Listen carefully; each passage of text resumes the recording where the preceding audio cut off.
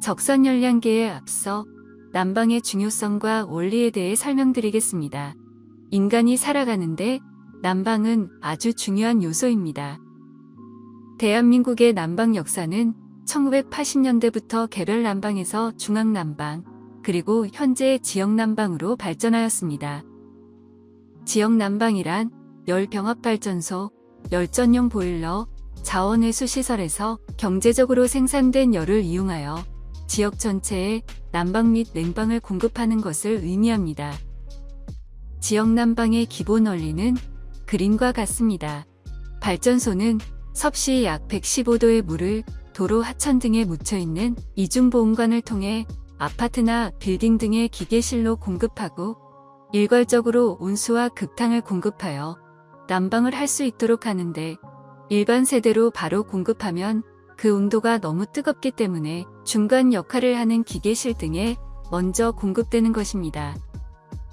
여기서 공급된 물을 중온수라고 하며, 공급된 중온수는 기계실에 설치된 열교환기를 통해 건물 내의 물로 열을 전달해주고, 그렇게 데워진 온수가 각 세대로 연결된 배관을 통하여 난방수 및 급탕수로 최종 공급되는 것입니다.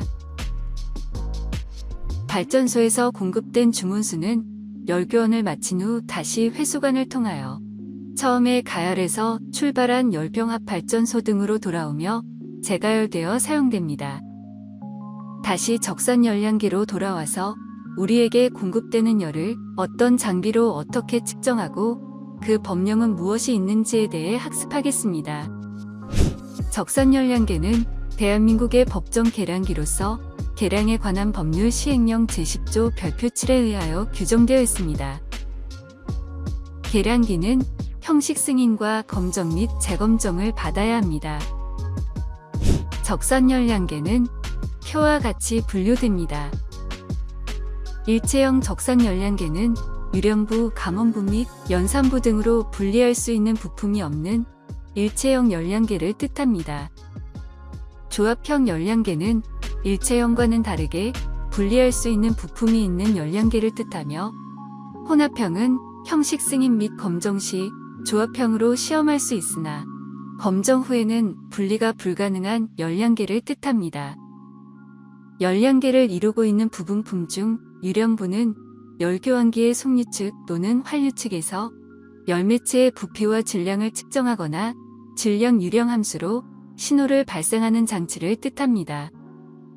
열량계는 단갑이냐 복갑이냐로 또 분류가 되는데요. 먼저 단갑식에 대해 설명드리겠습니다. 단갑식은 분사하는 노즐이 한 개이며 유량이 적은 경우 사용됩니다. 가격이 상대적으로 저렴하고 협소한 공간에 설치가 다소 용이하나 내구성이 좋은 편은 아니며 시간이 경과할수록 소음이 발생하게 됩니다. 단갑식 열량계의 구조입니다. 복갑식은 단갑식과는 달리 여러 개의 노즐을 가지고 있는 열량계를 뜻합니다.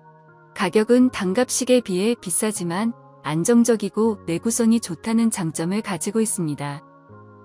복갑식 내부 구조입니다.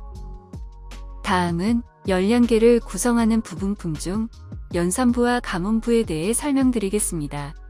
연산부는 유령부와 감원부로부터 신호를 받아 열 교환량을 계산하고 지시하는 부분품이며, 감원부는 열교환기의 속류측과 환류측에서 열매체의 온도를 측정하는 부분품입니다.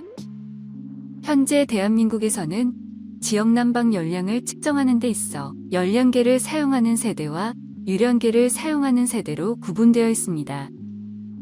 2009년 이후 건축 승인된 아파트는 건축법 시행령에 의해 열량계가 설치되어 있지만 2009년 이전에는 별도의 규제가 없어서 건설사의 선택에 의해 유령계 또는 열량계가 설치되어 현재 혼합되어 있는 형태인 것입니다. 적산 열량계와 난방용 유령계의 장점과 단점입니다. 적산 열량계는 구조가 복잡하고 점검 및 유지 보수가 어려우며 가격은 비싸지만 각 세대에서 사용된 실제 소모 열량값을 적산합니다. 반대로 난방용 유령계는 구조가 간단하고 내구성이 뛰어나며 가격이 상대적으로 저렴하지만 난방수 온도에 관계없이 유량에 따라 계측되므로 난방비의 과다 또는 과소 가능성이 있습니다.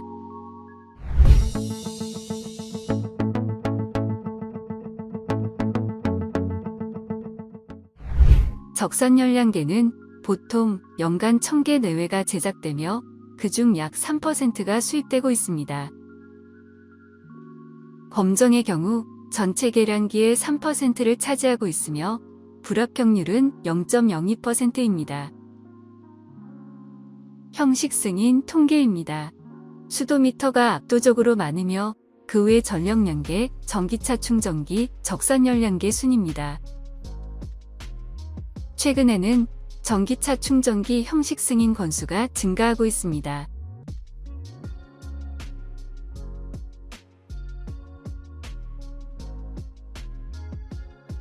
검정시 오차 검사 및 구조 검사에 대한 항목과 세부 내용 표입니다.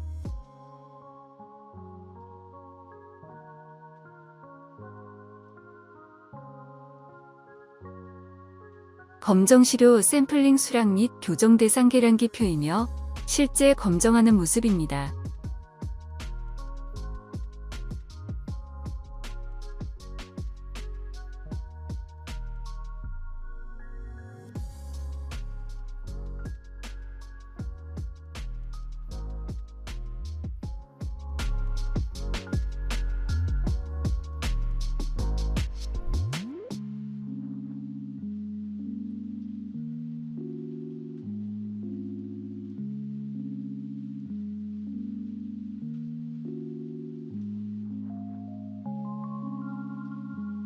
다음은 형식 승인에 대한 항목 및 가격표입니다.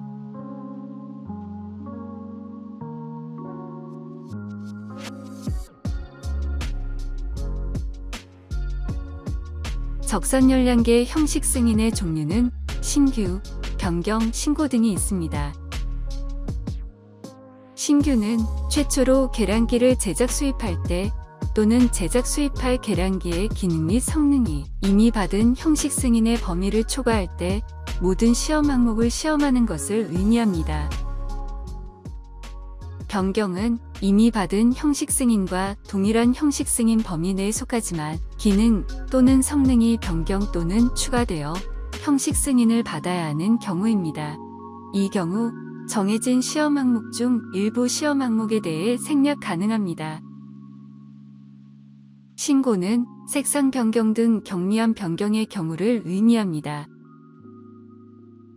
형식 승인은 적산열량계의 종류, 유경부 형식, 구조, 등급, 호칭 구경, 환경 조건 등에 의해 구분됩니다. 형식 승인을 받은 적산열량계에 대하여 항목이 변경될 경우 변경 항목별 시험 항목은 표와 같습니다. 좀 더 자세한 내용은 계량에 관한 법률 시행령을 참조하시기 바랍니다.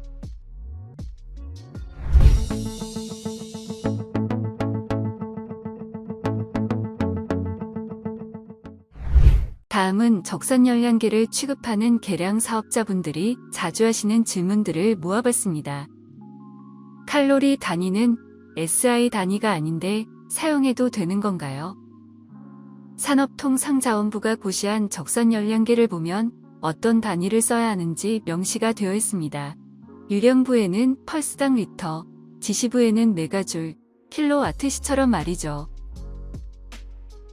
계량에 관한 법률 시행령 별표에는 특수 단위 및 그 뜻에 대해 나와 있는데요. 여기에 칼로리 단위도 허용된다고 나와 있습니다. 그러므로 사용해도 됩니다.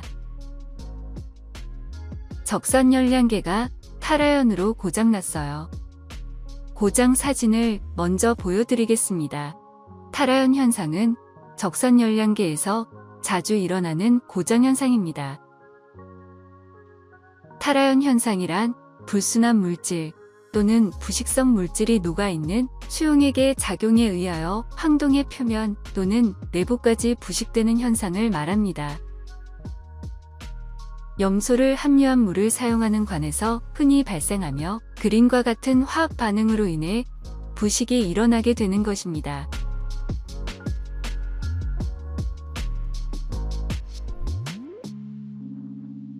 탈아연 부식은 아연의 양이 20% 이상인 황동에서 발생하기 쉽습니다. 적산열량계뿐만 아니라 산업 전반에서 발생하는 현상으로 동관의 우수한 내식성을 충분히 이용하기 위해서는 산화성 산 및 산화제를 포함한 비산화성 산, 강알칼리 및 차기온을 만드는 알칼리, 강한 산화제 또는 산화성염을 포함한 환경, 황화수소 같은 유화물, 용존산소가 있는 고속 유수 등의 환경을 피하는 주의가 필요합니다. 형식 승인을 신청하려는데 시료는 몇 개 준비해야 하나요? 적산열량계 기술 기준에 의거하여 시험 순서와 시료 크기는 표의를 따르거나 공급자와 시험 기관 사이의 합의에 따를 수 있습니다.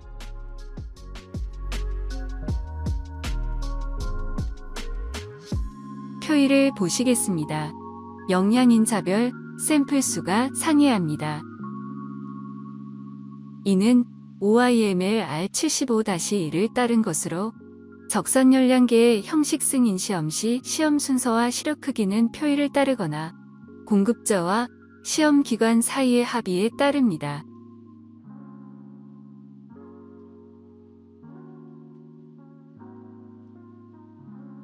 조합형 적산열량계는 서로 다른 형식 승인 번호 부분품끼리 조합해서 사용 가능한가요? 2020년 5월 협회 홈페이지에 부분품끼리 조합해서 가능하느냐는 질문이 있었습니다. A사가 만든 제품과 B사가 만든 제품이 각각 형식 승인을 받았으며 각 제품의 일부분인 AF, AC, BF, BC를 각각 일부만 형식 승인 받아서 호환하여 사용하여도 문제없느냐는 질문이었습니다. 이에 대한 기존 답변은 동일한 제조사의 제품만 사용하여야 한다고 하였는데요. 최근 기업 간 호환되는 제품이 많아지고 부품별 조합에 따른 오차 성능 비교를 하였을 때 기존 제품과 크게 다르지 않은 성능을 보여준다는 것을 확인하였습니다.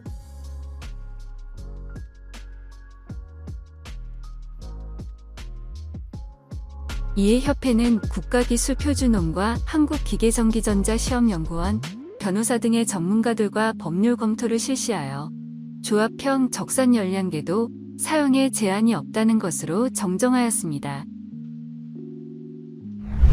이상으로 계량 사업자 역량 강화 교육, 적산열량계 학습을 마치겠습니다. 수고하셨습니다.